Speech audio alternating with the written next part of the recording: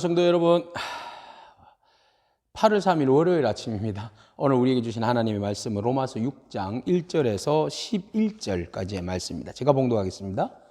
그런즉 우리가 무슨 말을 하리요? 은혜를 더하게 하려고 죄에 거하겠느냐? 그럴 수 없느니라. 죄에 대하여 죽은 우리가 어찌 그 가운데 더 살리요? 무릇 그리스도 예수와 합하여 세례를 받은 우리는 그의 죽으심과 합하여 세례를 받은 줄을 알지 못하느냐? 그러므로 우리가 그의 죽으심과 합하여 세례를 받음으로 그와 함께 장사되었나니 이는 아버지의 영광으로 말미암아 그리스도를 죽은 자 가운데서 살리심과 같이 우리로 또한 새 생명 가운데에 행하게 하려 함이라. 만일 우리가 그의 죽으심과 같은 모양으로 연합한 자가 되었으면 또한 그의 부활과 같은 모양으로 연합한 자도 되리라. 우리가 알거니와 우리의 옛 사람이 예수와 함께 십자가에 못 박힌 것은 죄의 몸이 죽어 다시는 우리가 죄에게 종노릇하지 아니하려 함이니 이는 죽은 자가 죄에서 벗어나 의롭다 하심을 얻었음이라. 만일 우리가 그리스도와 함께 죽었으면 또한 그와 함께 살 줄을 믿노라. 이는 그리스도께서 죽은 자 가운데서 살아나셨음에 다시 죽지 아니하시고 사망이 다시 그를 주장하지 못할 줄을 알미로라.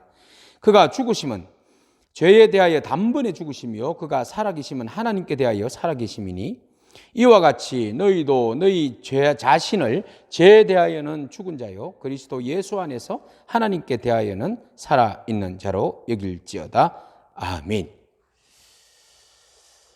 바울이 그 율법의 범위에 대해서 이야기를 합니다. 율법이라는 것은 사람이 그 거울과 같아서 죄를 드러내게 하는 기능을 가지고 있습니다.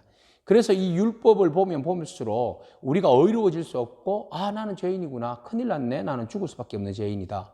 그러면 자동적으로 그 율법을 봄으로써 무엇을 생각하게 됩니까? 회개를 생각하게 되죠. 그래서 이 회개함으로 인하여서 내가 하나님 은혜를 입을 수밖에 없구나, 그리스도 예수로 인하여서 우리가 제사함을 받을 수밖에 없구나라는 결과를 낳게 됩니다. 그래서 우리가 죄를 알면 알수록 더 은혜로 나아가게 되죠. 그래서 바울은 이야기합니다. 우리가 무슨 말을 하리요? 은혜를 더하게 하시려고 죄에 거하겠는가? 죄를 알면 알수록, 깨달으면 깨달을수록 우리가 그 은혜를, 감동적인 은혜를 입잖아요. 그래서 우리가 은혜를 풍성하게, 죄가 있는 곳에 은혜가 풍성하다고 그러는데 은혜를 풍성하게 누리기 위해서 죄도 풍성하게 누릴 수 없다라는 것이죠. 바울은 그럴 수 없다, 2절. 죄에 대하여 죽은 우리가 어찌 그 가운데서 또 더 죄를 지으면서 은혜를 누리려고 그렇게 살 수 있냐. 이미 우리는 그리스도와 함께 십자가의 죽음으로 인하여서 세례를 받은 자들이다. 죽음과 합하여 세례를 받았고 죽음으로 인하여서 세례를 받음으로 인하여서 우리는 이미 죽은 자다. 그리고 그리스도와 함께 그가 살아나심으로 인해서 우리가 죽음과 사망이 아니라 새 생명 가운데 살아나서 우리는 이제 생명으로 살아야 한다는 거죠. 죽음이 아니라 생명이에요. 그래서 우리가 은혜를 받으려고 자꾸 죄를 지어서는 안 된다는 겁니다. 이미 죄의 문제는 그리스도와 함께 죽었어요. 그와 함께 장사 지냈어요.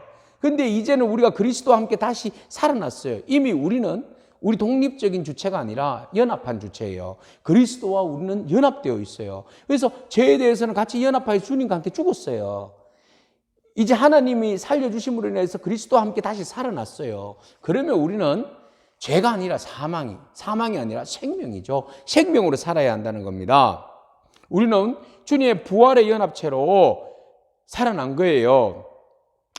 그래서 6절에 이렇게 말씀합니다. 우리가 알거니와 우리의 옛 사람이 예수와 함께 십자가에 못 박힌 것은 죄의 몸이 죽어 다시는 우리가 죄 가운데 죄에게 종노릇하지 못하려 함이라. 그래요. 우리가 그리스도와 함께 죽었잖아요. 죽었는데 다시는 종노릇하면 안 될 거 아니에요. 그런데 자꾸 종으로 돌아가려고 해요. 죄의 종으로. 왜? 그곳에 은혜가 넘치니. 은혜를 얻으려고 또 죄의 종으로 간다는 것은 어불성설이다. 절대 그럴 수 없다. 그리스도께서 또 죽으셔야 됩니까? 그건 아니잖아요. 그래서 바울은 이야기합니다. 죽은 자가 죄에서 벗어나 의롭다 하심을 우리가 얻었는데 예수 그리스도로 인하여서 우리가 믿음으로 의로워졌는데 그리스도와 함께 죽었으면 이제 그리스도와 함께 연합해서 살아야 되죠. 연합해서 산다는 건 뭐예요? 그리스도께서 단번에 죽으셨죠? 그리고 살아나셨어요. 다시는 안 죽습니다. 죄에 대해서는 다시는 안 죽습니다. 이제 예수는 생명이에요. 그래서 10절에 그가 죽으시면 죄에 대하여 단번에 죽으심이고 그가 살아나셨잖아요. 살아계신 뭐 때문에 살아난 겁니까? 하나님의 영광이죠. 하나님께 대하여 살아계심이라. 그가 죽으면 우리의 모든 죄를 위해서 죽으셨고 그가 살아나시면 하나님의 영광을 회복하기 위함이잖아요. 하나님의 영광은 우리로 하여금 연합하여서 하나님을 절거하고 그의 평화를 누리고 그의 영광 가운데 참여하게 함이잖아요. 그래서 그리스도께서 죽으신 건데 그러면 우리도 동일하다는 거죠. 그리스도께서 죽으신 것 같이 우리도 죄에 대해서는 날마다 죽어야 돼요. 우리가 의를 선택할 권한이 없잖아. 우리는 의롭지 않으니까 하나님께서 인정해 주셨기 때문에 우리가 믿음으로 의로워진 거잖아요. 의로움을 받은 거잖아요. 그렇기 때문에 우리는 늘 언제나 하루하루를 살아가면서 죄에 대해서는 죽어야 된다는 거죠. 우리가 그리스도와 함께 연합하여서 죄로 죽고 다시 살아난 부활의 실체로서 우리의 삶을 어떻게 살 것인가. 죄에 대한 철저한 저항권을 가져야 돼요. 네. 우리가 죄에 대해서 죽고 열심히 죄에 대해서 저항하며 살아야 된다. 그래서 나는 날마다 십자가에 죽노라. 바울의 고백이 그런 거 아니겠습니까? 왜? 이제 그리스도와 연합해서 산 생명이잖아요. 생명은 죄에 대해서 늘 언제나 죽어야 하는 겁니다. 왜 죄에서 대하여 죽어야 합니까?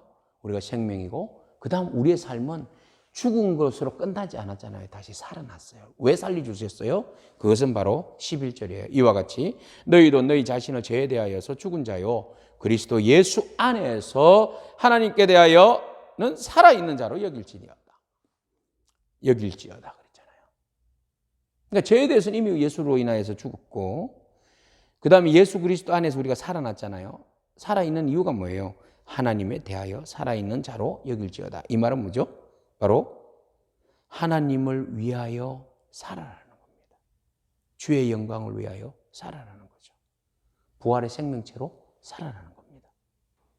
오늘 우리가 십자가의 은혜 가운데 그리스도와 함께 죽었음을 인정하고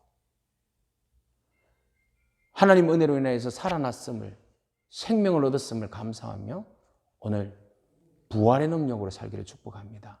죄에 대해서는 철저하게 저항권을 발휘하십시오.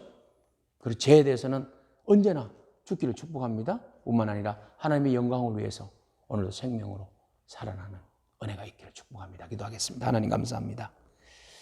오늘 그리스도와 함께 우리가 십자가에 못 박혀 죽었습니다.